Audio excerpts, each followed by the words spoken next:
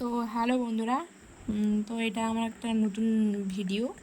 তো আমি রান্না করছিলাম চিকেনের ওই সব মানে ধুই কমপ্লিট করে ম্যারিনেট করে রেখে দিয়েছি।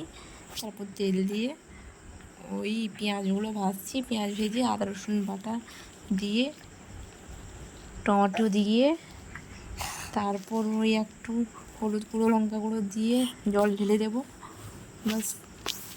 কারণ আমি প্রথমে ভিডিও করতে তো ভুলে গেছি, তাই পেঁয়াজ দেওয়ার পর মনে পড়লো যে ভিডিও একটু করি।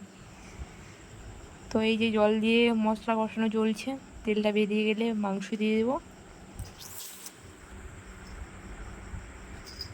এই যে ভালো করে মশলাটা কষিয়ে নেবো, কষানো হয়ে গেলে ভালো করে তেলটা ছাড়লে তারপর চিকেনটা দেবো।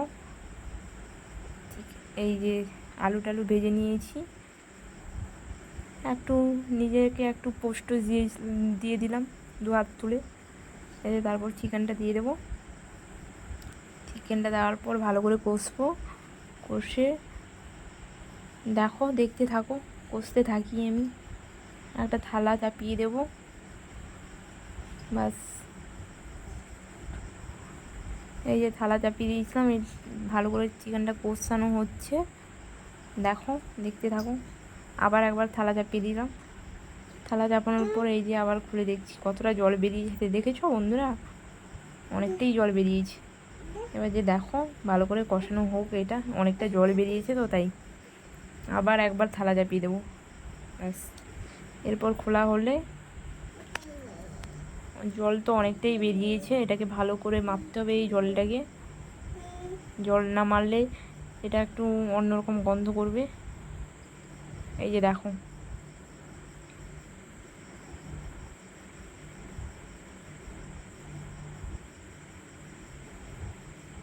তার মধ্যে আমি 2 পিস মাংস বের করে নিয়েছি, কারণ মাম্মামকে দেবো আর একটু নিজে খাবো বলে। আগে নিজে ভালো করে টেস্ট করে নিলাম, তারপর মাম্মাম খাবে। এই যে জল দিয়ে দিয়েছি, কম জল দিয়েছি কারণ বেশি চিকেনে জল দিলে ভালো লাগে না। এই যে নিজে একটু খেয়ে নিলাম ফার্স্ট, এই যে তারপর মাম্মামকে দেবো। টাটা, আজকের মতো টাটা, নতুন ভিডিও